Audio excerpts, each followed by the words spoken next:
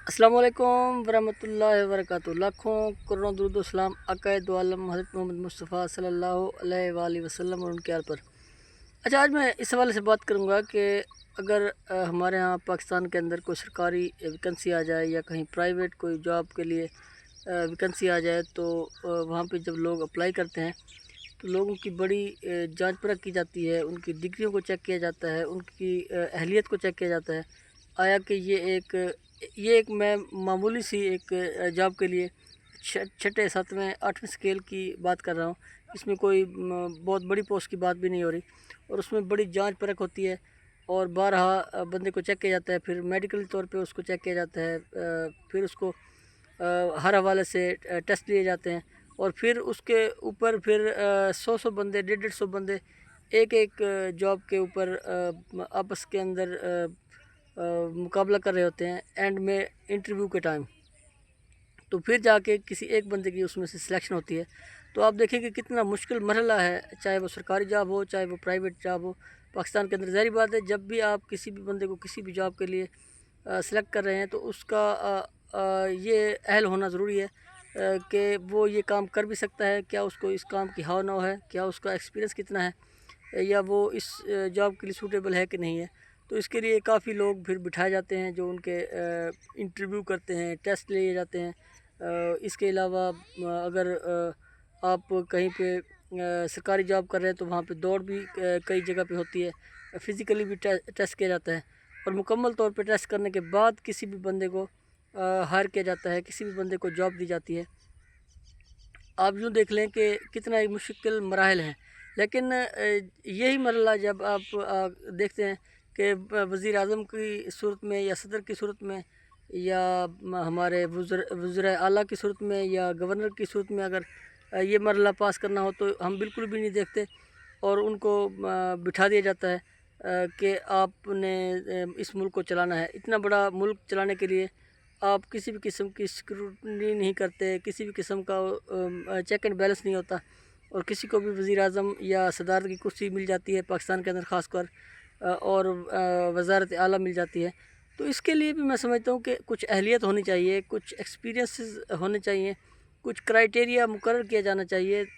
या वज़रा मुंतखब करते हुए। जैसे आप देख लें कि अगर किसी को ज़राअत के वज़ारत दी जाती है या एजुकेशन की वज़ारत दी जाती है या कोई भी वज़ारत दी जाती है तो कोई भी उसके हवाले से अहलियत नहीं देखी जाती,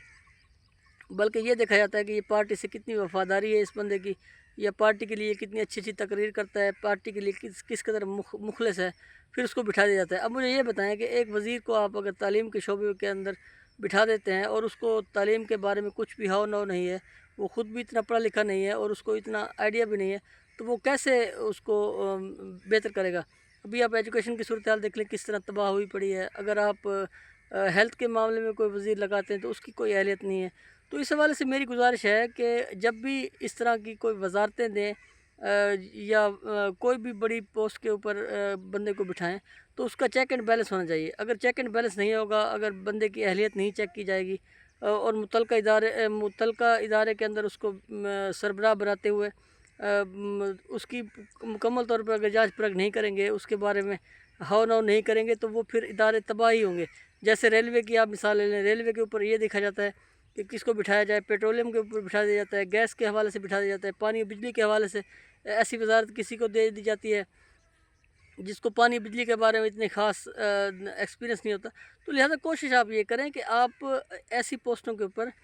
काबिल और अहल शख्स लोगों को बिठाएं, वो इसको बेहतर चला सकते हैं। अभी जो ज़राअत की हालत हुई पड़ी है उसकी वजह ये है कि हमारे जो वज़रा हैं उन्हें पता ही कुछ नहीं है, उन्हें कुछ आइडिया ही नहीं है कि चलाना कैसे है मुल्क को, ज़राअत को कैसे लेके आगे निकलना है। ज़राअत के बारे में उन्हें कुछ पता नहीं है, फर्टिलाइज़र महंगी है, उनको ये नहीं पता कि गंदम को स्टॉक करना है कि नहीं करना, गंदम को गवर्नमेंट ने ख़रीदना है कि नहीं ख़रीदना। आजकल जिस तरह गंदम का बहरान पैदा हो गया है, गंदम 3000 पे चली गई है, अब वो जो माफिया है वो कमा रहा है। तो इस हवाले से मेरी गुजारिश होगी कि कोशिश करें कि कोई क्राइटेरिया मुकर्रर करें, वज़रा के लिए भी, मुशीरान के लिए भी,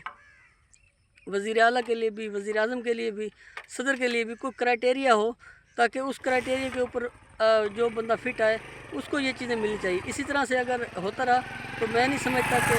हमारा मुल्क आगे बढ़ सकता है या हमारा मुल्क तरक्की कर सकता है। तो تو لہٰذا کوشش یہ کی جائے کہ اہلیت رکھنے والے لوگوں کو جو بندے اہلیت رکھتے ہوں، جو جن کو ایکسپیرینس ہو، ان کو بٹھایا جائے۔ اب اگر ہم اپنے وزیروں کی مثال لے لیں تو کئی لوگوں کا تو کوئی ایکسپیرینس ہی نہیں ہوتا کسی بھی وزارت کو چلانے کے حوالے سے، ان کو بھی بٹھا دیا جاتا ہے کہ آپ جی وزیر ہیں، آپ فلاں وزارت سنبھال لیں، آپ فلاں وزارت سنبھال لیں۔ تو اس طرح سے بانٹ کرنا، بندر بانٹ کرنا میں سمجھتا ہوں کہ ناانصافی ہے۔ اب جس طرح سے تاجر لوگ افیکٹ ہو رہے ہیں، جس طرح سے کسان افیکٹ ہو رہا ہے، جس طرح سے مزدور افیکٹ ہو رہا ہے، یہ صرف اور صرف افیکٹ ہونے کی وجوہات یہ ہیں کہ صحیح لوگوں کو صحیح جگہ پہ نہیں بٹھایا جاتا، صحیح میرٹ کے اوپر کام نہیں ہو رہا۔ اگر میرٹ کے اوپر کام ہو، صحیح لوگوں کو صحیح جگہ پہ بٹھایا جائے، فٹ کیا جائے، تو میں سمجھتا ہوں ملک آگے بڑھ سکتا ہے۔